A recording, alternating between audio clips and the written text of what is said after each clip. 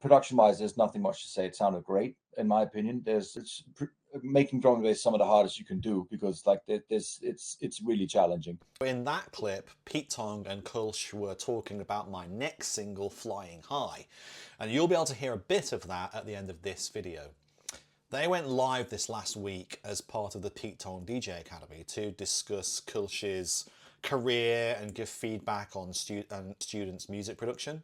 And it was like super interesting to hear. We both have a love for drum and bass and skateboarding, as well as the Amiga 500 back in the day. It was a great listen and really inspiring, especially coming from Pete, having been over with him and the crew last month in Ibiza. Here's what they had to say in full, along with a tease of Flying High, my next single. Look, the production. It's funnily enough, I used to actually produce drum and bass in the 90s as well, and I'm obsessed with drum and bass still to this day. I really love it. Production-wise, there's nothing much to say. It sounded great, in my opinion. Making drum and bass some of the hardest you can do, because it's really challenging. Production-wise, you're good. I even like the melody as well, like the I guess it's like a synth kind of thing that came in. It was super catchy as well. I like that. But the vocals, I felt the lyric-wise could use a little more polishing, for sure. I thought technically the vocals sounded really, really good. Oh, yeah. Really well recorded, and everything was in tune in a good way. I'm not a drummer.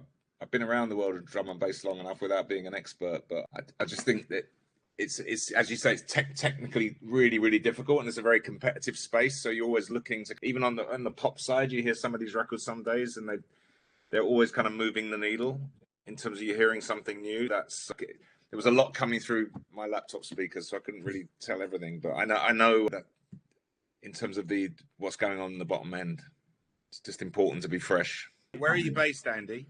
London. London, right? Yeah. It's a good track. It's funny because drum and bass in the UK is basically the soundtrack of daytime radio.